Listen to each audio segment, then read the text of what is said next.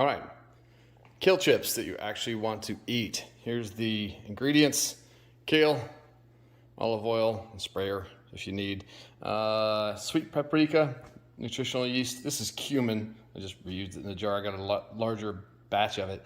Mustard, again, it's a cruciferous vegetable. You want to add mustard powder to it, and then garlic powder. So I sprayed a little bit of olive oil on this. I'm going to add a little bit more, and I'll show you in a second. But the first thing you do to start this recipe is preheat your oven to 300 degrees. The reason you preheat the oven is that this element in here is going to get really hot. Like when it's glowing, it's 1,000 degrees, and you'll burn the stuff there. So you want it already preheated so it's not, roasting the stuff so high, and you'll get a great result from that. All right, real simple. Just add in the ingredients, a little bit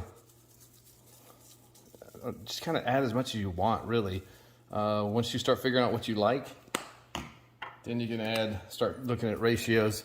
This is a paprika in there. I just do it for a little bit of color. This will stain. It turns the oil kind of an orange color, which is good. A little bit of garlic powder. And then, I forgot also salt and pepper. So garlic powder is a good one. And cumin. A little bit of cumin. And again, this is gonna go on here. It's gonna powder up. It's already oiled. I already sprayed the oil on there. And just a little bit of mustard powder. You don't want too much on there, as he proceeds to add too much on there. And then salt and pepper. Put the salt and pepper, again, to taste. Salt's the thing that brings out flavors and enhances them, so you want good salt on there. Pepper as well. A good one, I guess, could be turmeric in this, because the pepper and the turmeric would work well together. Anyway, real simple, then just toss that. See how much you have as to how much you need if you want to add more stuff to it, like if it's not going to coat as well. So like this right here, it's doing okay. So the stuff usually settles at the bottom, so I pull it from the bottom so it'll cover it, and then just mix it up here. The ideal thing is you just really want the oil to cover it, and that's, again, I spray it, a light misting of it about 3 times and toss it so it coats all the leaves. You can use your hands to get into this as well too, to massage the kale. Some people crush the oil into it. The oil is what makes things wilt. It basically penetrates the cuticle of vegetables, and that's what makes salad wilt, is the oil. I'm gonna add a little bit more as well too. Yeah, just because I like it. Stronger seasonings on there. Same kind of thing. Basically just go through the whole thing again, as much as you need or want. And then as you get to try it, as you find what you like, which seasonings you want. You can add others. Ras al Hanout is another good one as well. Za'atar, those are great flavors and seasonings. A little bit of mustard, not much more, and more cumin. These are all great for you. As much seasonings as you can get, again, as much fermented food as you can get into your system as well too. But this fiber is great. But these kale chips are super expensive at Whole Foods and all these other places, and you don't get much. You get like a little bitty tiny bag that has mostly air. So this is really inexpensive for this. It's probably about, I think the kale itself was like $2.99 for a bunch. So $6 for 2 huge bunches, which makes this much, and you'll see how much it makes when we get done with it. Oops, got to throw that one out. All right, that's about it. So we're gonna go over and toss it onto the parchment as I move this over here. Real simple. I'm just gonna spread it out on the parchment. I got 2 fairly big sheets. And the trick in this whole recipe is you're going to start it at 300 degrees. I've got a timer on my oven. If you don't, then you're gonna have to shut it off yourself. 300 degrees preheated. So like I said earlier, it won't burn your stuff there when it's trying to heat the oven up.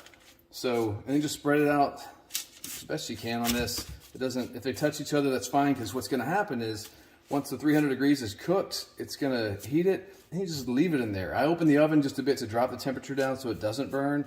And then I just basically go until I remember it. Like, oh yeah, it's that night, hey, it's done. And it just dehydrates it at a higher temperature of like 250 or so.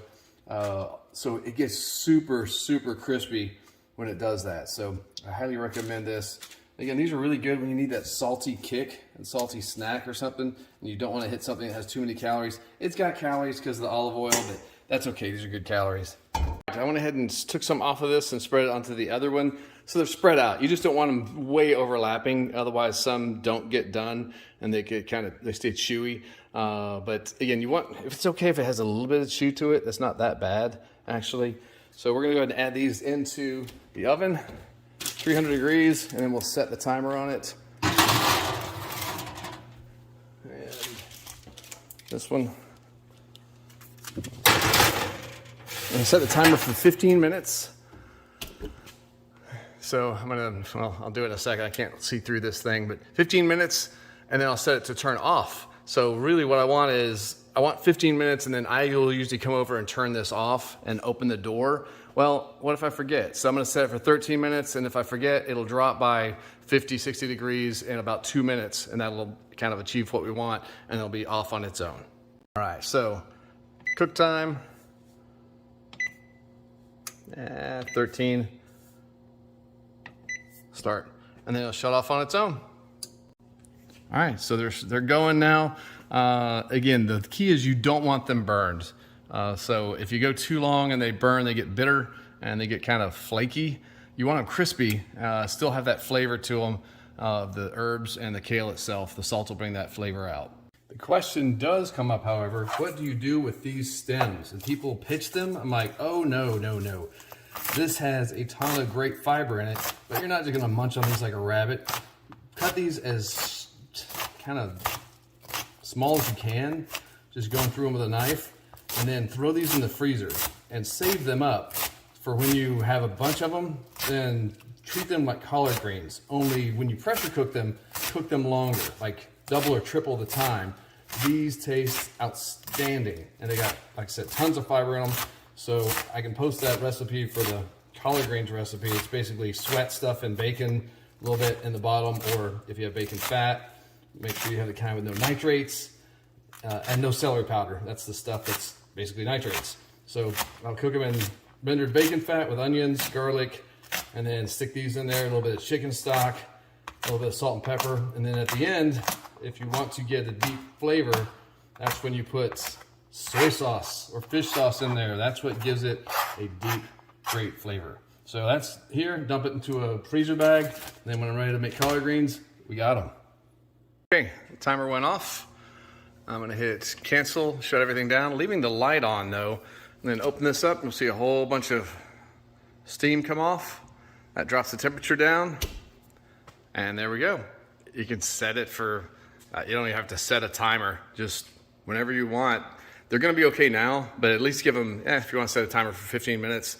But if you forget them, and an hour later, tonight, the next day, that light will keep them at about 100 degrees roughly, so they'll just keep getting dehydrated. They won't burn or taste bitter. They'll just get crispier and crispier. If you forget them overnight, they'll be fine.